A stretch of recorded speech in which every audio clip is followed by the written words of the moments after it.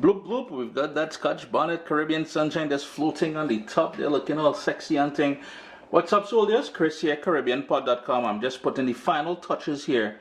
Well, we still got about 10-15 minutes to go on a smoked pigtail cookup rice. A one-pot comfort dish like no other. You're going to want to stay tuned, man, because you see this thing here? It's pure fire. And you see that? That is part of the thyme that I used earlier. Time for the thyme to make a disappearance. Let me cook. So this is the star of the show, basically. Smoked pigtails. And you know, it is something I've heard my dad talk about when he was growing up on the island. Smoked meat, and that would influence a lot of the dishes my great grandmother would make. And I'm only showing you, so this is how it would look like. In most grocery stores, this is how it would be in a sort of a vacuum seal package. So this is what you're looking for. Now, if you're not into the whole swine, if you're not into pork, turkey, smoked turkey, and you're good to go. But what I'm going to do now, I'm going to cut it up into maybe 1-inch pieces, and then I'm going to boil it in water just to take off some of that, the pungency of the smoke, because at one point it's going to be too much smoke. Plus I find that it can be a bit salty as well too. So I'm going to cut this up, put it up to boil. But the point of this little clip here is to show you, wow, it's very greasy as well. This is what it was going to look like. Smoked pork tails. Not salted, but smoked. It's all cut up into pieces now. So I'm just going to top it up with water, bring it up to a boil, and I'm going to cook it for about 10 minutes. Nothing too dramatic, just to take out just a little bit of that smokiness out of it. After 15 minutes of boiling, I drain it. I'm just setting it aside now. And over here, I'm trying to get both things into the same frame. A nice big pot, because this is where we're going to be doing all that niceness. And it's on a medium flame right now. And to the pot, I'm just going to add 1 tablespoon of olive oil. The reason why I'm not going too heavy with the olive oil, the smoked pork is very fatty, so I know that's going to render out quite a bit of fat. So I ain't trying to play around with that too much there and add too much, you know. And then right away, a large onion diced up.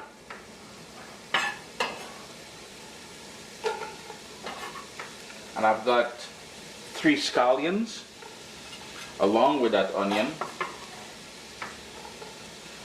I've got here some sprigs of thyme, and the full list of ingredients will be listed in the description of the video, and the recipe will show up on caribbeanpot.com sooner or later. I have a lot of catching up to do. As you guys know, I relaunched caribbeanpot.com. It's a brand new website, all kind of nice exciting things happening there. We're gonna need some garlic, so we got 1, these are big cloves of garlic, 2, and I'm just smashing it with my knife there, 3, 4. So we're gonna do 5 cloves of garlic in total. And I've got something here synonymous to Trinidad and Tobago, where I'm from. I'm Trinbagonian, so you know we love our Shado beni. So a nice little bit of Shado beni there. That's called culantro in many of the Latino markets, so you may find it there. If you can't find it, don't stress too much, that is alright. It has the sort of flavor of cilantro, but a bit more pungent, and you know, there's certain people who get that soapy aftertaste with cilantro. With Shado beni or culantro, you don't get that. Turn my heat down all the way to low now, because we want to gently cook that for about 3 or 4 minutes. It's time for some more flavor ingredients, and we're going to go in with some salt. I'm not going too heavy with the salt here, because I don't know how much salt is left back in the salted pigtails. I will go in with a stick of cinnamon, and we need some fresh ground black pepper. My heat is still on low. Later on, near the end, after we add the rice and everything else, that is when we're going to taste it for salt and adjust it at that point. And since the base here is all about flavors, and you know we're going to build on those flavors, I think it's the appropriate time to go in with the smoked pigtails, because I want some of that fat to render out and to really excite things up in here, you know.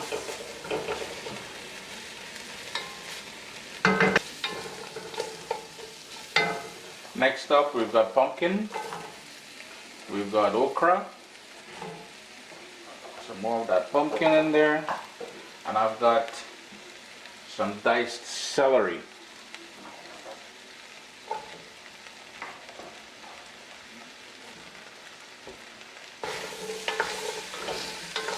Give that a stir just to coat it with all that niceness on the bottom of the pan there.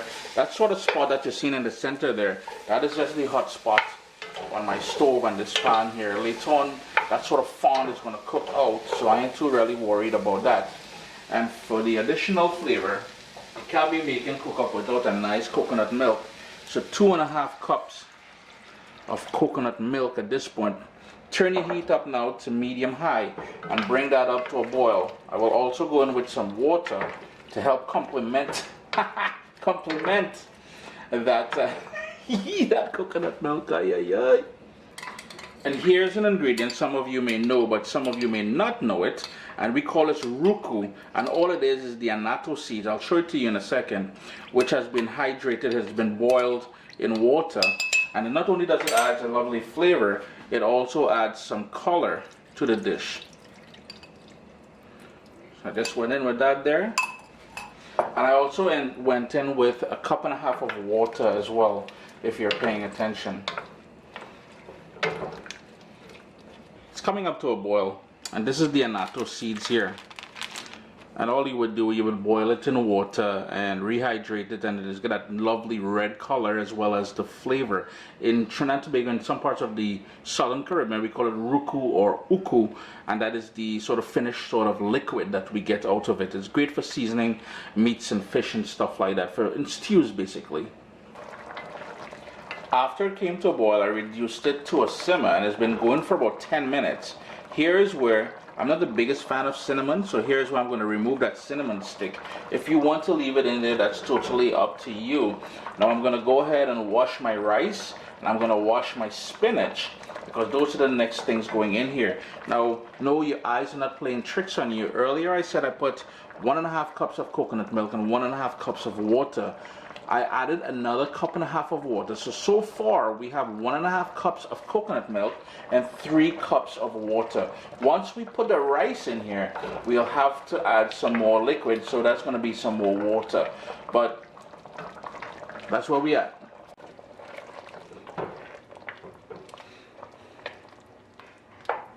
It's now time to add my washed spinach to the pot. And I'm only using baby spinach here because if I were in the Caribbean, I'd be using dashing bush leaves.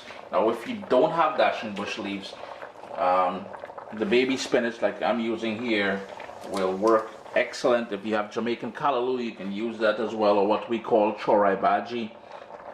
Just gonna tuck it under the liquid now, and all of that is gonna wilt down. So while it may look like a lot, it really isn't the grand scheme of things.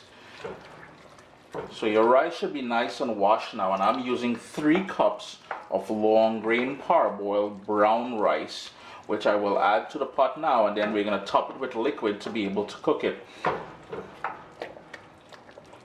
So in goes that rice. Yes, it is a big pot of food because it's one of the things, you know, family's coming over, or you just have a big family, or you want to cook it and freeze it and save it for those weeknights you don't feel like cooking. You can certainly do that as well too, you know. I add some more water to the pot there. That's about 4 cups of water that I just added additionally there. Give that a nice stir. Crank your heat up to high, and we want to bring that back up to a boil, and then we're going to reduce it to a simmer till everything is fully cooked.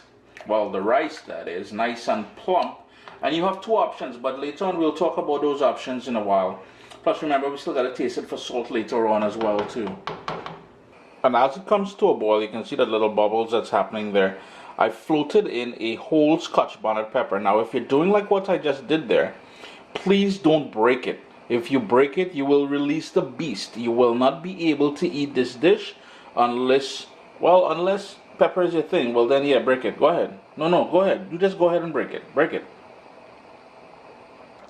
It's been going for 20 minutes now. I noticed the rice grains are nice and plump. It looks like a lot of liquid on the top, but the bottom is relatively dry. So what I'm going to do is I'm going to turn off the heat at this point. We won't do anything else further to it, and we will put the lid on there. We'll come back in about 10 minutes and then we'll give it, oh, the rice green.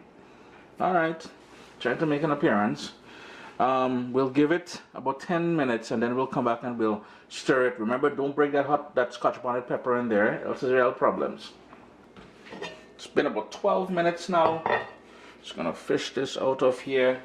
And this is a big heavy iron pot, so the residual heat continued cooking the Cookup Rice here. Chris here, caribbeanpot.com. Always a pleasure having you all here in the kitchen with me.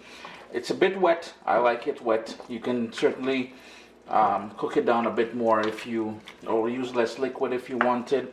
Always a pleasure having you guys here in the kitchen with me. Remember to check me out on Instagram at caribbeanpot. Smoked Pigtails Cookup Rice. Yo, this is comfort right here, boy. What's up, soldiers? Don't forget to click subscribe. If you've already clicked subscribe, hit that bell notification thing. I want to all you missing out on the new videos, man. Come on, click.